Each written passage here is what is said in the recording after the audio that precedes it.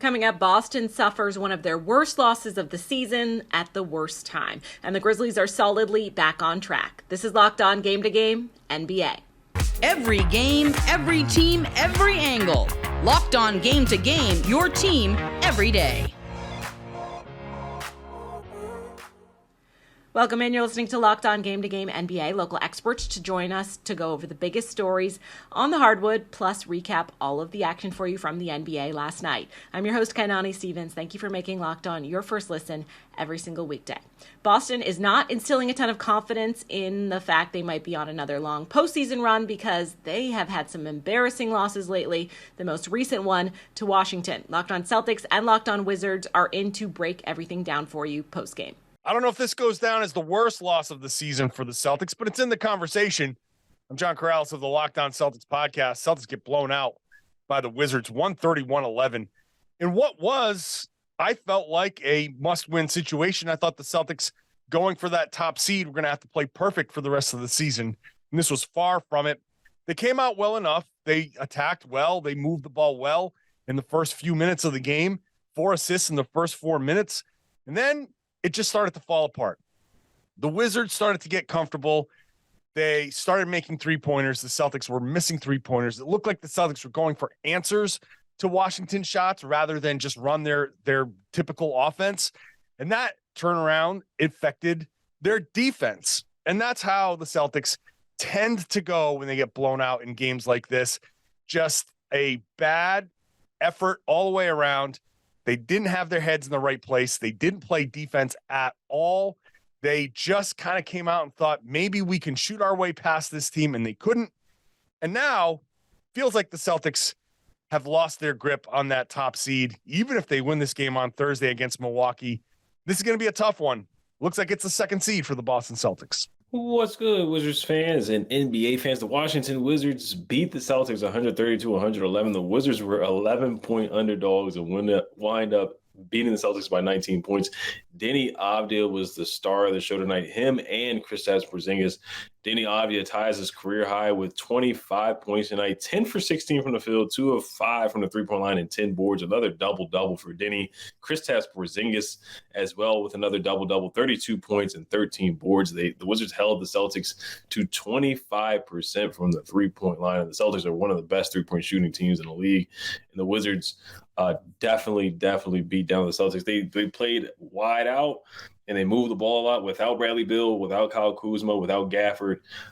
They played hard and got the win tonight. Monte Morris with 19 points, Corey Kispert with 15. Johnny Davis showed some flashes tonight as well. Kendrick Nunn with 12 points off the bench tonight, and the Wizards get a good win against the Boston Celtics. Thank you guys for listening. Hail to the Wizards. Peace. The Cavs clinched their playoff spot while the Hawks are still trying to improve their standing in the East at the bottom near the play-in game. Locked On Hawks goes over Atlanta's big win. Locked On Cavs chimes in on the losing side. Hello, friends. My name is Brad Rowland, and the Atlanta Hawks continue to hang around the 500 mark as they have been all season long. They're now 38-38 after a home win over the shorthanded Cleveland Cavs on Tuesday evening.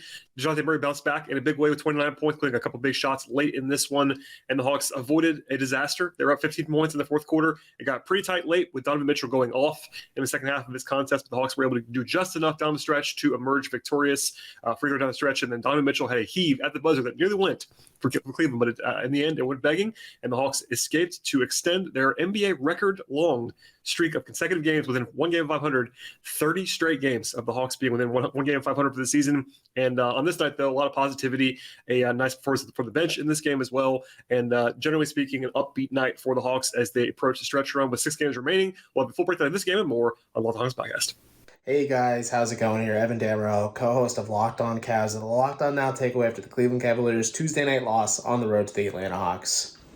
Well, Evan Mobley is sensational. Donovan Mitchell has his 10th 40-plus point game of the season, but it just wasn't enough for the Cavs as they are not able to contain the Atlanta Hawks. Despite holding Atlanta to 26 points in the fourth quarter, they were outscored in the second and third, and more than anything, just gave Trae Young what he wanted down the stretch. And I think the biggest mishap and sign of youth and inexperience for this Cavs team tonight was the fact that Darius Garland looked like he was playing tag with Trae Young at the end. It looked like he wasn't trying to foul him right away, and it shaved precious seconds off the clock, which resulted in Donovan Mitchell taking a hero three-pointer. This game was winnable for Cleveland. I think it's disappointing overall to waste so many great individual performances, and we will talk about this and plenty more on the next Locked On Cavs. Check us out on YouTube or anywhere you get your podcasts. Coming up, Orlando puts up a good fight against Memphis. This is Locked On Game to Game, NBA. Today's edition of Locked On Game to Game is brought to you by Ultimate Pro Basketball GM. I always thought it would be cool to work in the front office of an NBA team, and if you've ever dreamed about being an NBA GM, this is the game for you. You can manage every strategic aspect of your team. You hire the coaches, you trade and train the players, you make draft picks, and you also get to navigate free agency. It's challenging, but it's realistic as well. Ultimate Pro Basketball GM is completely free and playable offline. Locked On NBA listeners get a 100% free boost to their franchise when they use the promo code LOCKEDON in the game store, so make sure you check it out. To download the game, just visit probasketballgm.com, scan the code, or look it up in the App Store. That's probasketballgm.com. Welcome back to Locked On Game to Game NBA. I'm your host, Kainani Stevens. Thank you again for making Locked On your first listen every single weekday. Orlando continues to show up against some of the best teams in the league, but Memphis was able to hold on and get the win yesterday and break some records along the way. Locked On Grizzlies details the historic night. Locked On Magic talks about a good effort from Orlando. This is Philip Rossman-Wright, the host of Locked On Magic, as the Orlando Magic's fleeting postseason hopes take a big hit with a 113-108 loss to the Memphis Grizzlies. The Orlando Magic have to be perfect to make the postseason anyway at this point. But this was a game that kind of hits at the two sides of this Orlando Magic team. On one hand, they're a young team learning how to win. They're going to go through these growing pains, and it's really important that they play to the end of the game. Down by 23 points in the third quarter, Orlando just slowly chipped away at that lead, finding the right guy to spark them in Goga Bitadze, spreading to Jalen Suggs and eventually to Franz Wagner, who had a big fourth quarter, scoring 16 of his 25 points in the quarter to bring the Magic as close as 3 with time winding down. On the other hand, this is a team that is good enough and now experienced enough where they shouldn't be down 17 after the first quarter to begin with, where they shouldn't be having to climb this far out of a hole, and should be ready to play from the start to win these kinds of games. The Magic are good enough to win. They're still figuring out how to do it every single night. The Memphis Grizzlies made that a lot more interesting than it needed to be. Kudos to the Orlando Magic, a solid performance to get back in the game late.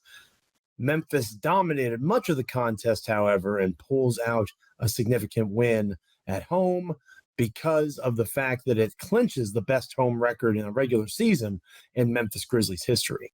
I'm Joe Mullinax of Locked On Grizzlies. In the effort to get the Grizzlies to a 7th straight win, to win 10 of their last 11 contests, was led by Xavier Tillman, who, if you follow Locked On Grizzlies, you know DeMichael Cole and I have been particularly hard on throughout the season, especially early in the season. But X has shown growth.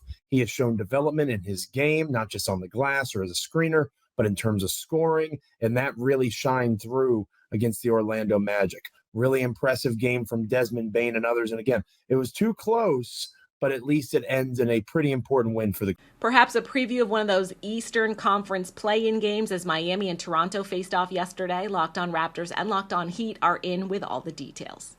Plan the parade. The Toronto Raptors are 500 once again. Sean Woodley here from Locked On Raptors to break down the Toronto Raptors 106-92 win over the Miami Heat in a game that pushes the Raptors to 38-38, gets them back to 500 for the very first time since December the 9th when they were 13-13.